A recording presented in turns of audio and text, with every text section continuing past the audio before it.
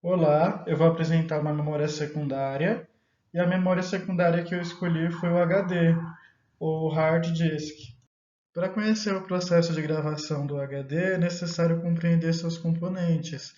Esses componentes são subdivididos em componentes externos localizados na placa lógica e o HDA, que é o Hard Disk Assembly, que é os componentes internos, que ficam guardados dentro de uma espécie de caixa de metal. Essas caixas elas são seladas para evitar a entrada de material externo, pois até uma minúscula partícula de poeira pode danificar e destruir a superfície do disco, e assim inutilizá-lo, como também perder os dados gravados nele.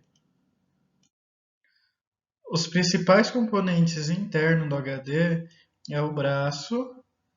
Na ponta desse braço tem a cabeça de leitura e gravação.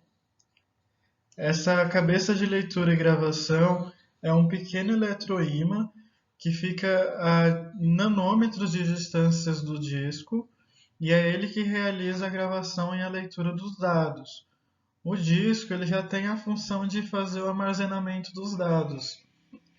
O ator, o atuador, ele tem a responsabilidade de fazer a movimentação dos braços e o eixo tem a função de fazer a rotatividade do disco. Os discos ou placas magnéticas é possível haver mais de um dentro do HD, como também pode haver mais braços ou cabeças dentro de um HD.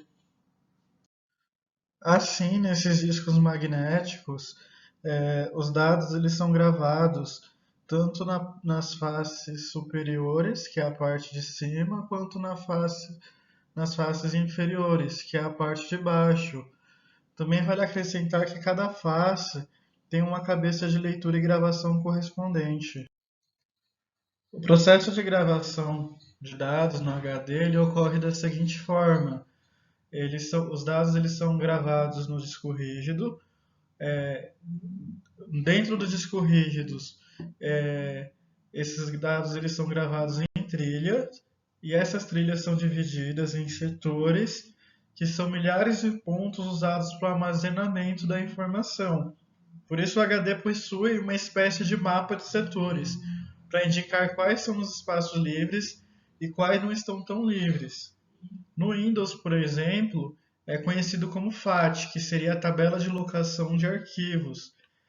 Também vale acrescentar que os dados são gravados em cilindros, ou seja, é o mesmo setor, eles são gravados no mesmo setor da mesma trilhas, só que em diferentes discos e faces diferentes.